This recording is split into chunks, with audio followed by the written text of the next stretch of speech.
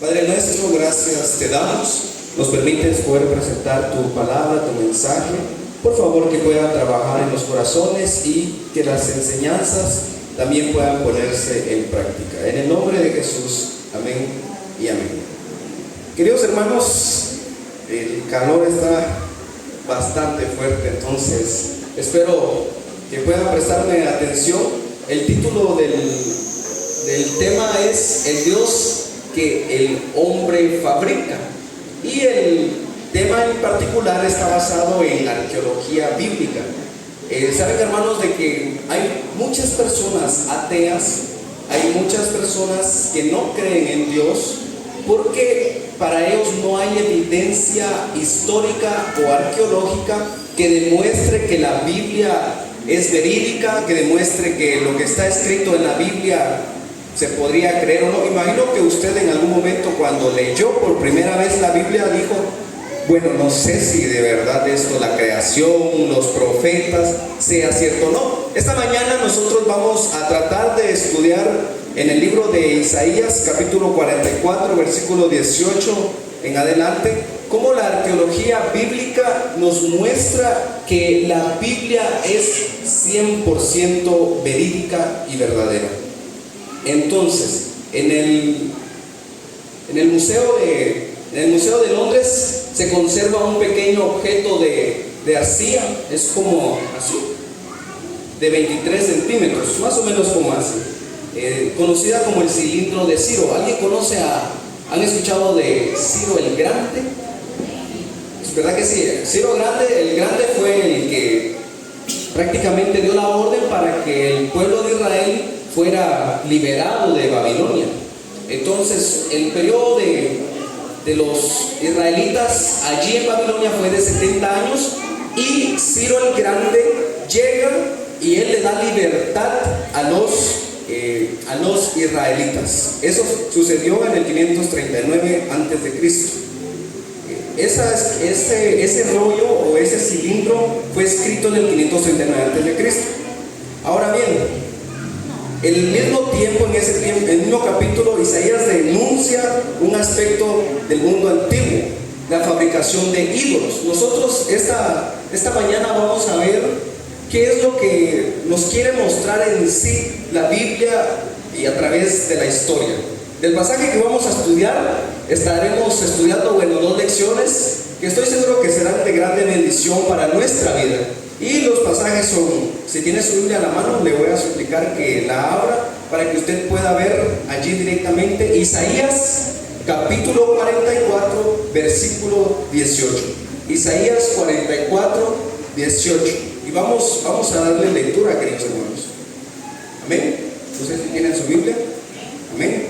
Dice: no saben ni entienden, porque están cerrados sus ojos para no ver y su corazón para no entender. Ninguno reflexiona en su interior. No tiene sentido ni entendimiento para decir: parte de esto quemé en el fuego y sobre sus brasas cocí pan. Hacé carne y la comí. Haré del resto de él una abominación. Me postraré delante de un tronco de árbol. De ceniza se alimenta. Su corazón engañado le desvía, para que no libre su alma, ni diga: no es pura mentira lo que tengo en mi mano derecha. Isaías aquí se está refiriendo directamente al pueblo de Israel, que optaron por prácticas paganas. Estas prácticas paganas se trataba de que ellos hacían un muñeco, un altar, y ellos querían darle vida a ese altar. Querían que ese Dios que ellos habían creado les hablara, ese Dios que ellos habían creado respirara. Y queridos hermanos, recordemos que de la creación, Dios es el único que puede crear de la nada. El ser humano hoy en día también intenta crear cosas. Los científicos han podido hacer robots casi idénticos que los humanos, pero no han podido darles vida en sí como que ellos puedan tener raciocinio y de que ellos puedan respirar por sí mismos. Porque el único capaz de esto es nuestro Dios. Entonces el pueblo de Israel no era tan diferente a nosotros. Ellos trataban de crear un muñeco y darles vida, trataban de que ese muñeco respirara. El texto declaró: no saben ni entienden absolutamente nada. Y no se trataba simplemente de una falta de información religiosa, sino una pérdida progresiva del discernimiento espiritual causada por la práctica continua de la idolatría. Isaías añadió que porque los ojos de ellos estaban cerrados para no ver y su corazón para no entender.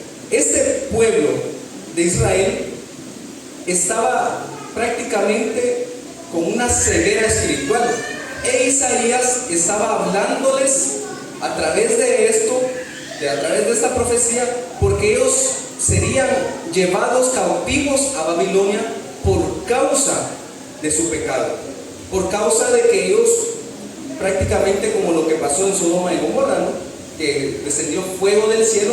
Solo que aquí Isaías estaba diciendo de que ellos serían llevados a Babilonia por causa de lo que estaban tratando de hacer, que eran dioses paganos, dioses ajenos completamente a lo que la Biblia enseñaba. La idolatría no solo era una práctica externa, sino una condición interna que afectaba la mente y el corazón del adorador. Es decir, los israelitas no solo se arrodillaban delante de la imagen, sino que mientras ellos creaban la imagen, en la mente de ellos también se transformaba completamente algo diferente. O sea, es decir, nuestra mente, por lo menos para los que somos cristianos, para nosotros, nuestra mente está inclinada en adorar a un Dios creador. Pero para ellos, su mente ya estaba trastornada en adorar a un ser que ellos mismos habían creado. Es decir, la mente de ellos estaba distorsionada por completo. También Isaías, la ceremonia de lavado de bocas o abre bocas. ¿Y a qué quiero llevar con esto, hermanos? De lo que estudiamos del texto bíblico, Isaías asimila lo que los israelitas estaban haciendo con lo que en Egipto o en la Mesopotamia estaban también haciendo. Él dice de que estos estaban imitando las costumbres paganas de los egipcios, de los mesopotamios, y que se estaban acostumbrando a adorar dioses paganos. Los artesanos y sacerdotes realizaban ceremonias simbólicas destinadas a activar los órganos sensoriales de la estatua. Queridos hermanos, los israelitas querían que la estatua que ellos crearan tuviera vida. ¿Hasta qué punto habían llegado los israelitas tratando de hacer de que esa estatua que ellos hacían tuviera vida? Ellos querían que respirara. Por eso ahí dice, destinados a activar los órganos sensoriales de la estatua. La estatua seguía siendo un objeto fabricado por manos humanas. Nunca esa estatua tuvo vida. Arqueológicamente está comprobado de que nunca esas estatuas tuvieron vida, porque el único capaz de dar vida es nuestro Dios. El versículo 20 declaró: se alimentan de ceniza y su corazón está engañado, lo desvían. Esta metáfora que Isaías dice describe a una persona que vive espiritualmente de algo vacío, confinado en aquello que no tiene poder real para salvar. Vamos a seguir. Mispi, así se titula en la parte del oriente, así se titula una práctica que se realizaba. En la cultura mesopotámica hallamos prácticas muy semejantes que nos permiten seguir ahondando en este particular modo de cargar de presencias a las imágenes. Es decir, Israel lo hacía, pero Isaías está tratando de decir de que en Mesopotamia también lo hacían. Una de las ceremonias más impresionantes en este sentido es la conocida como Mispi. ¿Cómo es? Mispi, o lavado de boca, en la cual la imagen divina es sometida a un extenso ceremonial para que pueda ser introducida en el templo. Es decir, ellos hacían su imagen y después de hacer su imagen, ellos la ponían en el templo y ahora ellos adoraban esa imagen. Existen numerosas tablillas con diferentes versiones y variantes, pero nos fijaremos en unas halladas en el templo del dios Nabu, ubicado en la ciudad asiria de Nimrud. Y vamos a pasar. Las tablillas son de Nabu y las partes fundamentadas del ceremonial se podían resumir del siguiente modo. Es decir, cómo se realizaban estas prácticas o cómo ellos hacían de que el muñeco tuviera vida. Todo comienza en el taller del escultor, a donde acuden los oficiantes antes del atardecer. Posteriormente, la efigie se traslada en procesión hasta la ribera del río. Se continúa con la ceremonia hasta el atardecer del día siguiente. Y finalmente, la obra entra en forma solamente en la cela del templo. Y este proceso comprende tres fases fundamentales. Número 1, la preparación con la limpieza en el taller y en el río.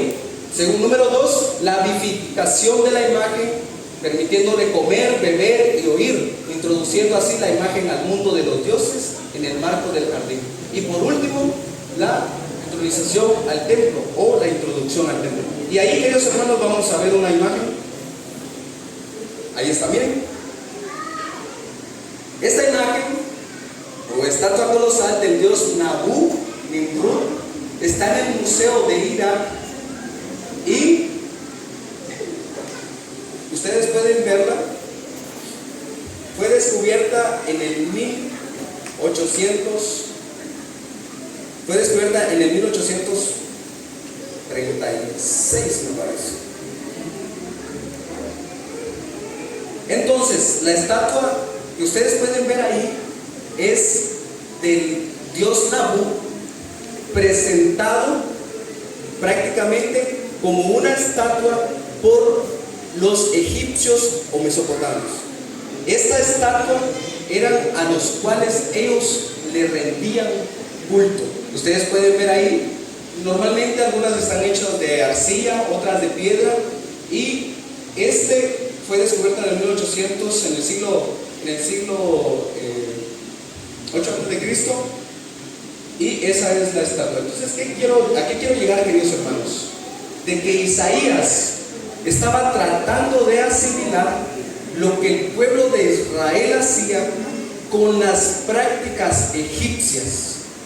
Él adoptó o utilizó simbólicamente la metáfora de que los pueblos egipcios y los mesopotámicos hacían estas prácticas y que el pueblo de Israel ahora lo estaba haciendo. Allí tenemos una evidencia arqueológica de que sí hacían estas prácticas el pueblo de Israel. Y esa es la primera división. Ahora vamos con la segunda división.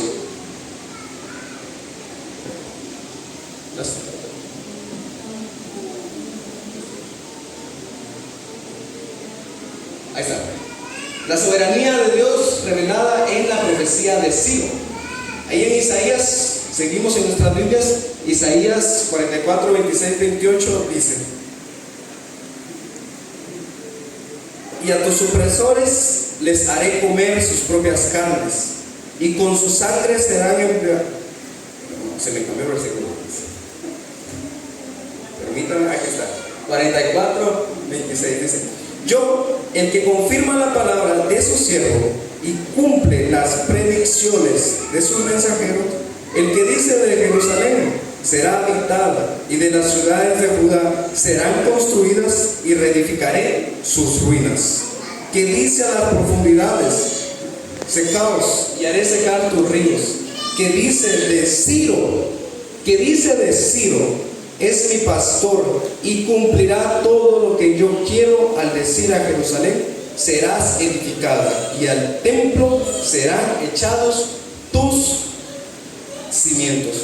Queridos hermanos, el texto declara que Dios confirma la palabra de su siervo y cumple el consejo de sus mensajeros. Y segundo, el pasaje afirmó que Dios dice a Jerusalén: serás habitada. Isaías había profetizado la llevada del pueblo de Israel a Babilonia por causa de lo que ya vimos en la primera división, que era por ellos hacer dioses paganos que trataran de tener vida humana. Por eso serían llevados a Babilonia. Y ahora Isaías no solamente presenta por qué son llevados, pero ahora la profecía presenta de que ellos también serán liberados. Presenta de que ellos serán liberados por Ciro el Grande. El versículo 28 mencionó específicamente a Ciro, el rey persa, que gobernaría aproximadamente en el año 539 antes de Cristo, después de conquistar Babilonia. Ciro, el rey persa, llega a Babilonia, la conquista, y cuando conquista a Babilonia, él encuentra a varias ciudades, no solamente Israel, sino a varias ciudades allí en Babilonia que eran cautivas. Y entonces el rey Ciro dice: bueno, vamos a tener que liberarlos. Pero no fue una liberación que podríamos decir que el rey Ciro dijo: bueno, yo los voy a liberar porque quiero. Ya era una profecía que la Biblia menciona en el último versículo, que dice de Ciro: es mi pastor y cumplirá todo lo que yo quiero. Al decir a Jerusalén: serás edificada, y al templo serán echados tus cimientos. Queridos hermanos, si usted va a Google y pone Rey Ciro II y pone ahí historia, y si pone también cilindro de Ciro, le va a aparecer de que ese cilindro contiene la escritura de que el rey Ciro liberó al pueblo de Israel de la cautividad de Babilonia. Queridos hermanos, lastimosamente los israelitas no estaban acostumbrados a escribir en piedra o en artesanías. ¿Por qué? Porque para ellos hacer eso era ser pagano. Sin embargo, ya nos damos cuenta de que intentaron hacer otros dioses. Por eso es de que no se encuentra evidencia arqueológica directamente del pueblo de Israel, es decir, como una pieza de madera o de piedra o de barro, porque ellos no estaban acostumbrados a escribir, porque para ellos era eso pagano. Sin embargo, a través del cilindro de Ciro o a través de otras ciudades paganas, podemos ver que sí existe evidencia arqueológica bíblica que muestra que el pueblo de Israel, el pueblo de Dios, era un pueblo que sí existió en el 439 antes de Cristo. Sí hay evidencia bíblica, queridos hermanos. Lo extraordinario es que Isaías escribió estas palabras más de un siglo antes del nacimiento de Ciro, identificándolo por nombre como el instrumento de Dios. La arqueología ha confirmado la política de restauración de Ciro mediante el famoso cilindro de Ciro descubierto en las ruinas de Babilonia. Y en el texto del cilindro, Ciro afirma que reunió a los habitantes deportados, los reunió así, a todos, no solo al pueblo de Israel, sino reunió a todos, y les permitió regresar a sus ciudades originales, restaurando sus lugares de culto. Y el versículo 28 declaró que Ciro diría a Jerusalén: será edificada y al templo será fundado. Hermanos, yo quiero preguntarles, ¿Ciro era israelita? Claro que no era, él era persa. Además de eso, Ciro dudo mucho, no hay evidencia de que Ciro conocía a Dios. Ciro, el rey Ciro el Grande, no conocía de Dios, porque él también estaba acostumbrado a adorar a otros dioses paganos. Sin embargo, queridos hermanos, cuando la profecía de Dios es revelada, podemos ver de que sí se cumple. Y aquí hay una evidencia de que Isaías, un siglo antes, describe no solamente la cautividad del pueblo de Israel en Babilonia, sino también cómo sería liberado. Y ahí ahorita vamos a ver el cilindro. Puede pasarlo y después volvemos. Ahí está el cilindro. El cilindro de Ciro y la caída de Babilonia, 539 antes de Cristo. El fin de la esclavitud judía y la primera declaración de derechos humanos. Aquí está el cilindro de Ciro. A este cilindro se le conoce como un cilindro uniforme con escritura. Hermanos, yo no sé cómo los arqueólogos que se dedican a eso pueden, si puede acercar, ¿será que se puede acercar? Las líneas que ustedes ven allí, todas las líneas que ven, es escritura. Esas líneas que ustedes ven allí es escritura. Ahora volvamos al anterior. Todas las líneas que ustedes ven allí es escritura.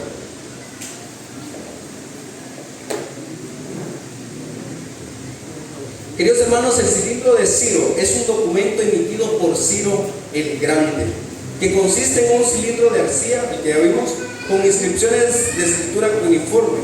Fue creado en el 539 a.C. y seguramente por orden de Ciro el Grande, cuando tomó a Babilonia de manos de Nabonido, poniendo fin al imperio neobabilónico. Este documento es claramente, queridos hermanos, propagandístico, alabado al gobernante Aquemenia de Ciro y tratando a Nabonido como un rey impío y malvado. El texto puede dividirse claramente en dos partes. Hagan de cuenta de que ahí, exacto. Ahí puede dividirse en dos partes el texto. Ahora regresen. De la línea 1 a la 18 se narra la historia de las hazañas de Ciro en tercera persona. El documento habla de un Nabonido, el último rey babilónico, quien tenía al pueblo de Israel, de quien se dice que había prohibido el culto a Marduk. Y Marduk era un rey también, y que oprimía a sus súbditos. En consecuencia, ellos presentaron sus quejas ante los dioses, y Marduk determinó que Ciro sería el gobernante del mundo. Este Marduk que menciona allí, del que habla Ciro, queridos hermanos, los comentarios bíblicos apuntan de que ese Marduk pudo ser Dios, es decir, Yahvé. Ese Marduk que está allí y que oprimía a sus súbditos. Ellos dicen que los pueblos se quejaron con Marduk de que los estaban oprimiendo, y entonces el rey Ciro dice ahí de que él sería el que daría liberación a ese pueblo que estaba en esclavitud. Por eso los comentarios bíblicos apuntan de que Marduk puede presentarse como Yahvé o Dios. Y en la segunda parte, Ciro habla en primera persona y comienza mencionando sus títulos. Luego continúa diciendo que se hizo cargo del culto de Marduk en Babilonia y que había permitido que ellos encontraran descanso de su agotamiento y servidumbre. Y también cuenta que muchos reyes le traían la recaudación de impuestos y que restauró los cultos religiosos de todos los anteriores reinos que ahora formaban parte del suyo. Y sobre todo, queridos hermanos, que liberó a las personas que habían sido llevadas a Babilonia. Ahora pasemos. Y ahí está, no, en el cilindro, ahí está el cilindro. Queridos hermanos, si usted tenía dudas, porque hay algunos que todavía tienen dudas, y si usted no tenía dudas, pero pues confírmelo. Si usted tenía dudas si la Biblia es o no verídica, queridos hermanos, déjenme decirles de que la Biblia es 100% verídica. Porque ese cilindro de Ciro demuestra una profecía de Isaías, capítulo 44, versículos 28, que Ciro sería el que le daría la liberación al pueblo de Israel que estaba cautivo en Babilonia, y que eso lo dice allí. Nosotros no podemos leerlo, ¿verdad? Pero ahí dice, se menciona cómo Ciro el Grande liberó al pueblo de Israel. Muy bien, queridos hermanos, y ya para ir terminando, no crean que me voy a pasar de la media hora. Vamos a realizar algunas aplicaciones Este pasaje nos recuerda que Dios no solo gobierna nuestra vida espiritual, personal, sino también los grandes acontecimientos de la historia mundial. Así como este, queridos hermanos, hay muchos más acontecimientos verídicos de que la Biblia es 100% verdadera y de que muchas cosas de las que están pasando a nuestro alrededor no son coincidencia, sino de que ya está establecido a través de las Escrituras. Los imperios cambian, las naciones se levantan y caen, pero Dios sigue dirigiendo el curso de la historia para cumplir sus propósitos. Para el creyente, esta verdad trae seguridad. Para nosotros que creemos, esto nos tiene que dar seguridad. El mismo Dios que dirigió a los imperios antiguos también puede dirigir nuestra vida el día de hoy. Hoy hemos aprendido dos lecciones, queridos hermanos, muy importantes. Que la idolatría produce ceguera espiritual. Y número dos, Dios dirige la historia y cumple sus promesas. Bueno, hoy el Señor nos invita a examinar nuestro corazón. ¿Hay algo que haya ocupado el lugar de Dios, el lugar que solo Dios debería tener en nuestra vida? Puede ser el trabajo, pueden ser los estudios. Particularmente a veces el trabajo, queridos hermanos, muchas veces ocupa el lugar que Dios debería estar ocupando en nuestras vidas. Y queridos hermanos, a veces eso nos afecta bastante. El Señor nos llama a abandonar toda forma de idolatría. En el tiempo antiguo, el pueblo de Israel idolatraba un ser que ellos mismos creaban. Hoy la idolatría, ¿qué puede ser para nosotros? A ver, ¿alguien? La idolatría, ¿qué puede ser para nosotros hoy? El trabajo, el dinero, el teléfono, claro, a veces ya. La misma familia, sí.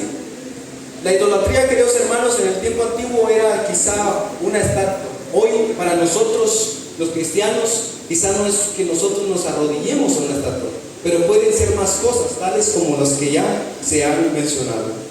Que hoy podamos decidir vivir para el Dios verdadero, el único que no es obra de manos humanas, el único que gobierna la historia y el único, queridos hermanos, que puede salvarnos, porque solo nuestro Dios puede salvarnos. El pueblo de Israel pensaba de que ellos decían, bueno, no importa si adoramos, nosotros creamos nuestra propia estatua, ahí los embalsamamos, los llevamos a un río, los sumergimos, cuando los sacamos, él ya tiene vida. Para ellos eso era la idolatría. La idolatría, más que todo, hermanos, ahora se centra con aquellas cosas que nosotros ponemos en segundo lugar después de nuestro Dios. Por ejemplo, algunos se enfocan en el éxito, el reconocimiento, el dinero o incluso en nuestras propias metas personales. Y no quiere decir que eso esté mal, queridos hermanos, no me malinterpreten, sino lo que está tratando de decir, de que muchas veces ponemos esto después de Dios. Y allí es cuando se vuelve idolatría. Queridos hermanos, eso fue la presentación de esta mañana sobre el tema de arqueología bíblica, para que nosotros podamos saber de que la Biblia es 100% verídica. Y yo quiero preguntarles, si ustedes quisieran preguntarme algo también acerca del tema que acabamos de presentar, pues con gusto vamos a poder responder.